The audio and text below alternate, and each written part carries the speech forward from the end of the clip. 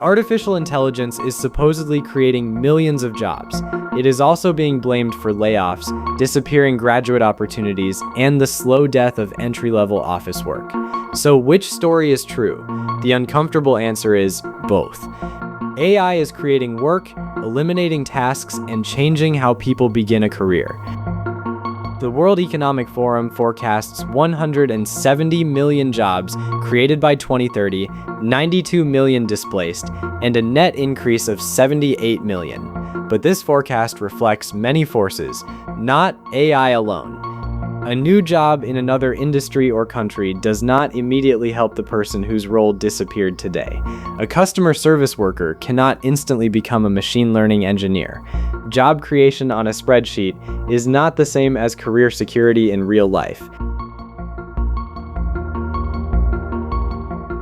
PwC found that advertised AI-skilled jobs grew by 69%, compared with 9% across the wider job market. Workers advertising AI skills were associated with an average wage premium of 62%. Demand is rising for engineers, data specialists, cybersecurity professionals, model evaluators, and people who can connect AI to a valuable industry. The most valuable worker is not simply someone who can prompt a chatbot. It is someone who can produce a measurable result.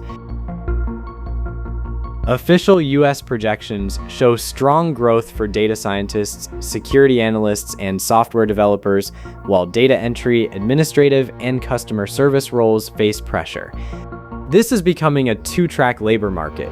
For experienced workers, AI can multiply expertise, reach, and speed. For workers whose value is mainly routine execution, AI can reduce the amount of labor a company needs. The divide is increasingly between expertise that AI amplifies and tasks that AI commoditizes.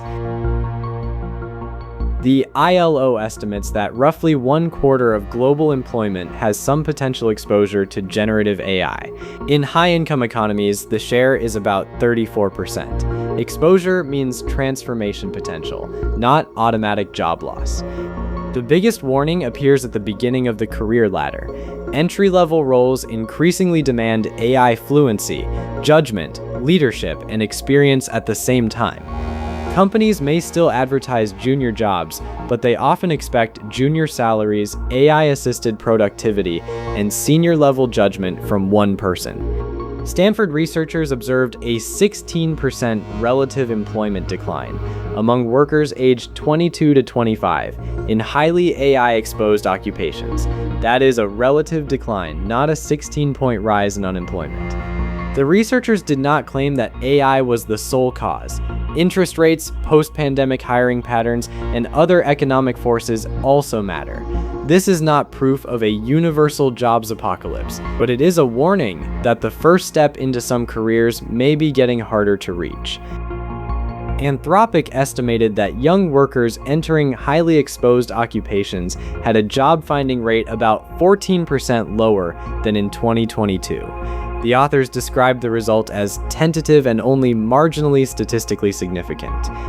For decades, beginners learned through routine work. Junior lawyers reviewed documents, accountants reconciled transactions, analysts built basic models, new programmers fixed simple bugs.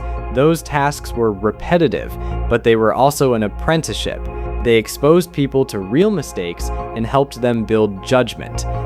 That creates a paradox. Companies want experienced people who can supervise AI.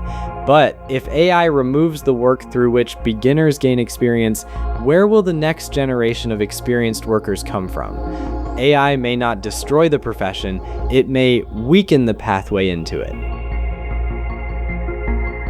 The OECD estimates that AI could add roughly 0.4 to 1.3 percentage points to annual labor productivity growth in highly exposed G7 economies, depending on adoption.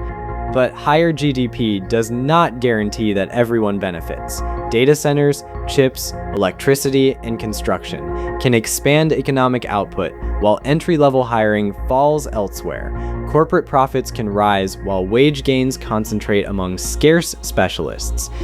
The real question is not only whether AI grows the economy, it is who captures that growth. The strongest opportunities are likely to appear in three groups: people who build and operate AI, people who govern, audit, and control it. And the largest group may be people who combine AI with domain expertise in healthcare, finance, engineering, education, energy, and logistics. The practical response is to build 3 layers of value: real domain expertise, AI fluency, and human accountability. Learn what the tools can do, where they fail, and how to verify the result. AI can produce an answer. A valuable professional decides whether that answer is correct, ethical, and useful. So the evidence does not show a universal employment collapse. It shows a labor market being reorganized, new jobs, transformed roles, uneven effects, and rewards increasingly flowing toward expertise and adaptation. Look at your own work. Which part is routine execution? Which part requires judgment? And how would a beginner gain experience if the routine part disappeared? The future may not simply belong to people who use AI. It may belong to people who can direct it, verify it, and take responsibility for what it produces. Subscribe for evidence-led analysis of AI, markets, jobs, and the global economy.